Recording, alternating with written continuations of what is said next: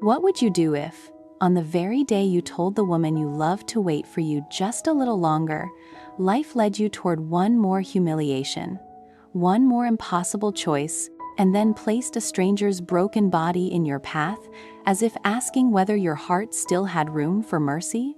By the time the morning sun touched the courtyard, Jack and Tu Tien were already living inside a season of strain so long that even tenderness had begun to feel expensive. He was leaving for what might have been the company's first real chance to breathe again. She was staying behind to dry winter melon and chilies, then carry their harvest to the village market, because every small sale now mattered. They smiled, they encouraged each other, they spoke like two people still trying to protect one another from despair. But the truth was there between them, raw and undeniable. The money was running out, the land might have to be sold, and the future they once spoke about with shy certainty had become something they could touch only through sacrifice. Jack drove away with guilt sitting heavily in his chest.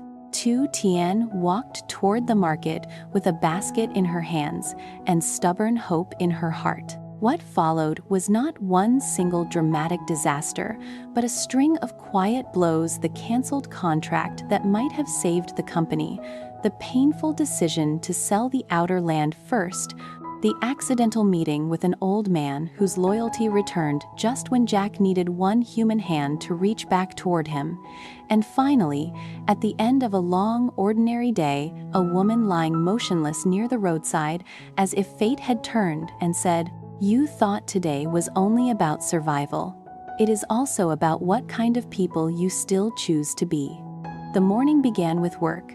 That was how most of their days began now, not with dreams, not with luxury, not even with the illusion of rest. The courtyard outside their modest place held strips of winter melon spread carefully in the light, red chilies arranged to dry, the smell of damp soil still lingering after the night rain. Tu Tien moved through that small space with practiced hands, lifting, turning, spacing each slice as if neatness itself could hold back misfortune. Her lips moved in small calculations, wondering whether the chilies would shrivel if the sun turned too harsh, whether the melon would dry evenly, whether the little things she managed today might spare Jack one more burden tomorrow. There was a dog somewhere near the yard, and from time to time she called softly, "Kai, Kai," the way women in the countryside call creatures and people with the same natural tenderness. Then she looked up and saw Jack stepping out. He had already tied his tie. His white shirt was crisp, his expression composed, his posture controlled in the way only men under pressure learn to carry themselves. To anyone watching from afar, he might still have looked like a man fully in command of his life, but Tu Tien knew better. She saw the tiredness around his eyes, the care in the way he looked at the drying harvest, the guilt already settling inside him before the day had even truly begun. He crossed the yard and apologized for leaving her alone with all that work. It was such a small sentence, but it revealed everything.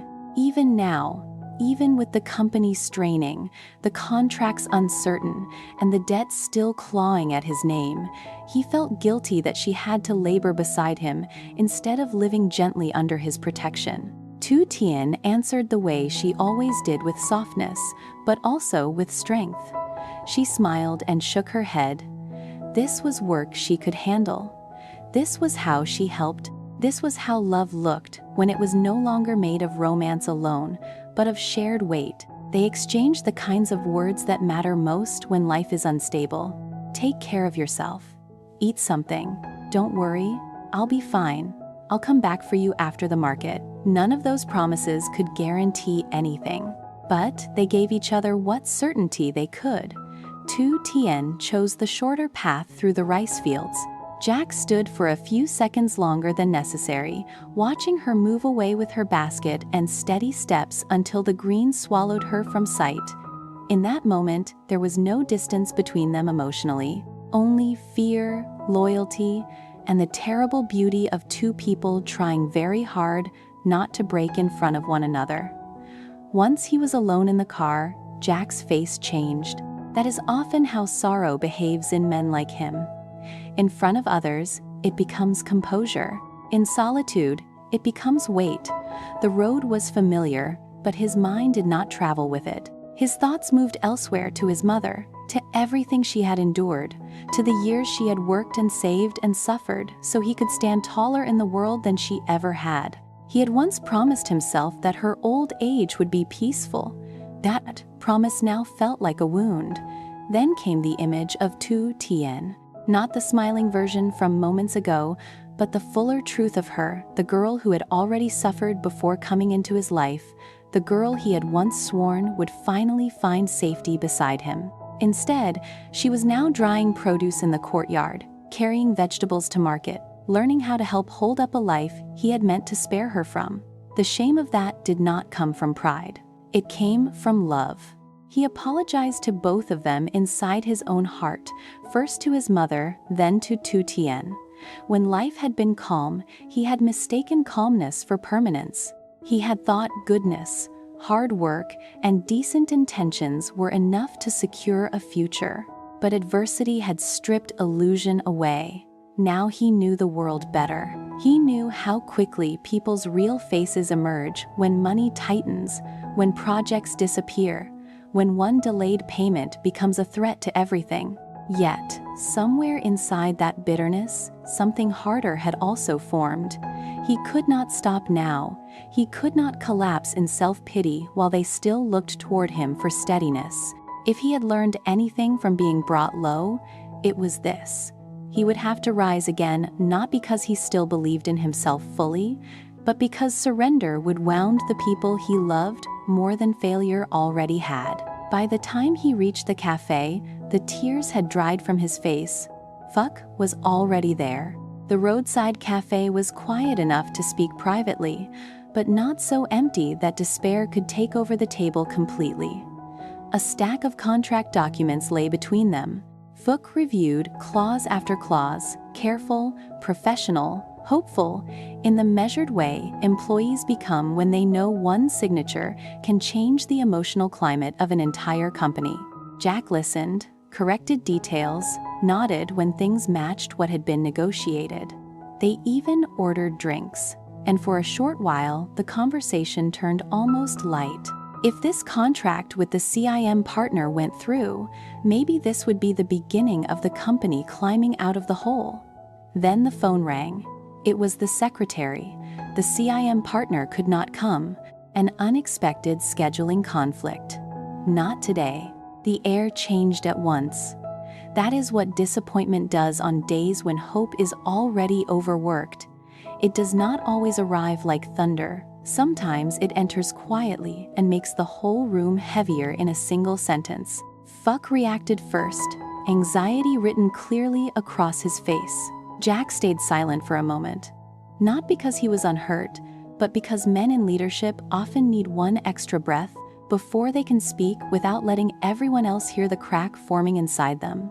When he did speak, he was calm. He told Phuc to return to the site, reschedule the signing, and keep things moving. He said the company still had other options. The words were correct, necessary, but inside him, another small collapse had already taken place. This contract had not merely been paperwork. It had been proof that the company could begin again.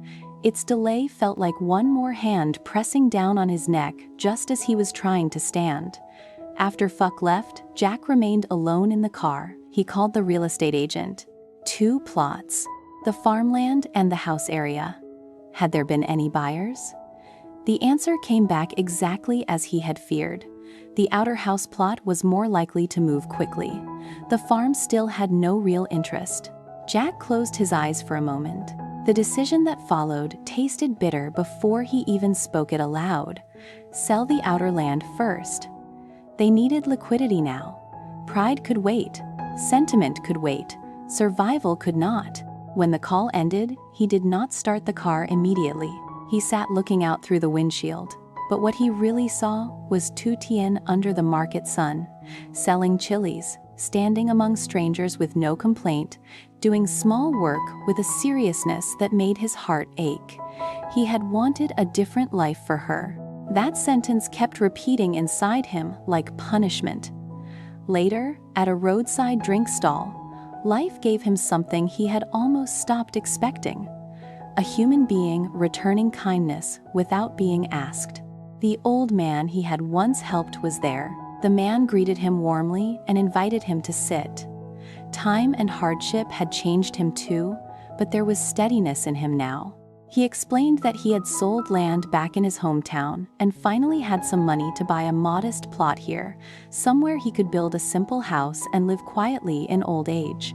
He had severed ties with Mrs. Tu Tien completely. Whatever false ties or painful obligations had once kept him in their orbit were now cut. Then Jack told the truth about his own situation. Not dramatically, plainly. The company was strained. The financial pressure was mounting. Land might need to be sold. The old man listened the way people listen when they recognize suffering they themselves have barely survived. He offered encouragement, but more than that, he offered solidarity. He said that if there was any way he could support Jack later, he would. It was not a solution. It was something more humble and perhaps more precious in that moment, the reminder that goodness sometimes returns, even when life has been teaching you mostly the opposite.